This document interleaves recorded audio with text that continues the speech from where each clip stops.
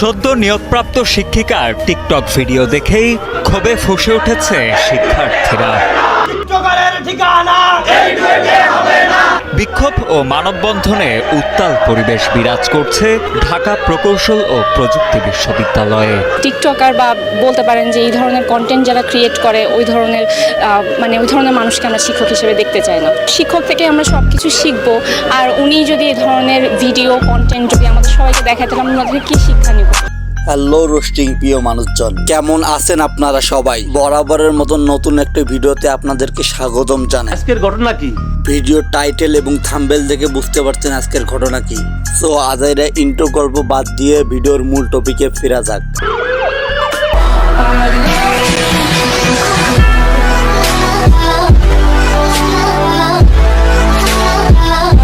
বাংলাদেশ এখন কি চলে ভাই? বাংলাদেশে তো এখন এইটা চলতেছে। আপত্তিকর অঙ্গভঙ্গি আর কুরুচিপূর্ণ টিকটক ভিডিও কন্টেন্টের জন্য সামাজিক যোগাযোগ মাধ্যমে আলোচিত সমালোচিত নিশাত জাহান ইতু মিয়াসি সম্প্রতি ঢাকা প্রকৌশল ও প্রযুক্তি বিশ্ববিদ্যালয় ডুয়েটে আর্কিটেকচার বিভাগে প্রভাষক হিসেবে নিয়োগ পেয়েছেন তিনি। কিন্তু তার এই নিয়োগ মেনে নিতে চাচ্ছে না শিক্ষার্থীরা। আপত্তি জানিয়ে মানববন্ধন করেছেন তারা। ভাই, আপনার কাছে শিক্ষক মানে কি? যখন আমি ছোট ছিলাম, প্রাইমারিতে পড়তাম, তখন আমার কাছে ভয় আর আতঙ্কের আর এক নাম ছিল শিক্ষক। যখন আমি মাধ্যমিকে উঠি, টিচারদেরকে হালকা হালকা বুঝতে পারি, তখন আমি টিচারদেরকে সম্মান করা শুরু করি। আমি এখন মাধ্যমিক পার হয়ে উচ্চ মাধ্যমিকে, এখন আমার কাছে সম্মানের আর এক নাম শিক্ষক। যখন আমি ছোট ছিলাম, রাস্তা দিয়ে চলাফেরা করার সময় কোনো স্যার বা ম্যাডামকে যদি দেখতাম, ভয়ে দৌড় দিয়ে বাসায় বা অন্য কোনো জায়গায় লুকাই পড়তাম। এখন আমি বুঝতে পারি সেই সময় ভয়ে দৌড় দিতাম না, তাদের সামনে যেন কোনো বেয়াদবি করে না ফেলি, সেই কারণে লুকাই পড়তাম। এক কথায় বলতে গেলে আমার কাছে সম্মানের আর এক নাম শিক্ষক। সেই শিক্ষক যদি এমন হয়,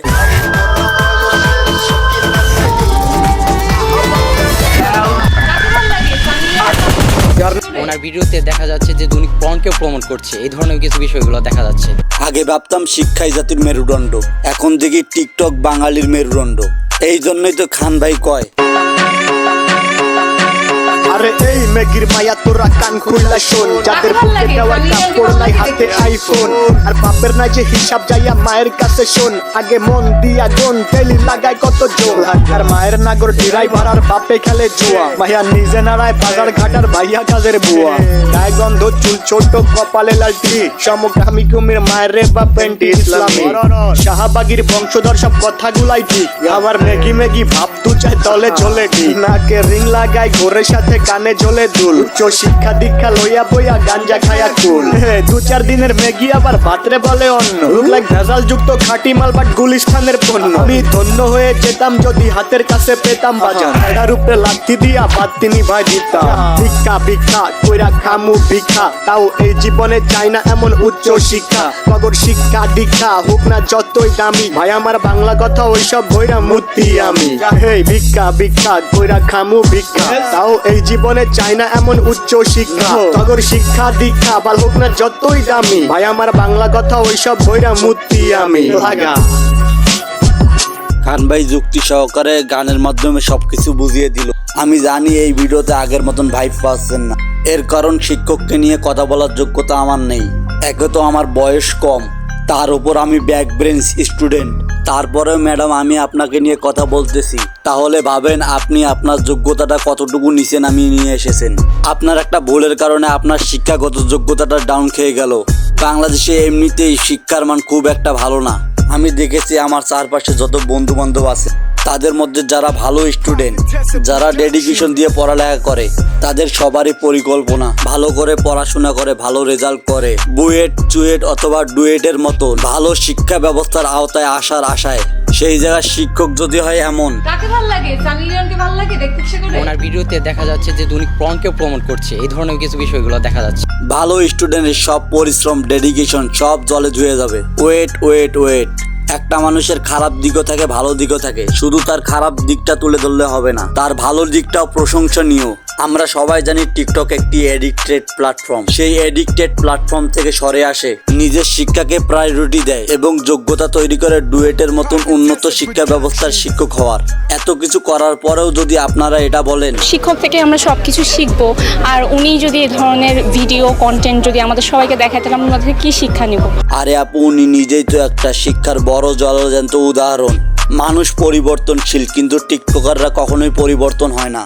সেই টিকটকের মতন অ্যাডিক্টিভ অপরিবর্তন একটা প্ল্যাটফর্ম থেকে নিজেকে পরিবর্তন করে যোগ্যতা তৈরি করা চারটিখানি ব্যাপার না।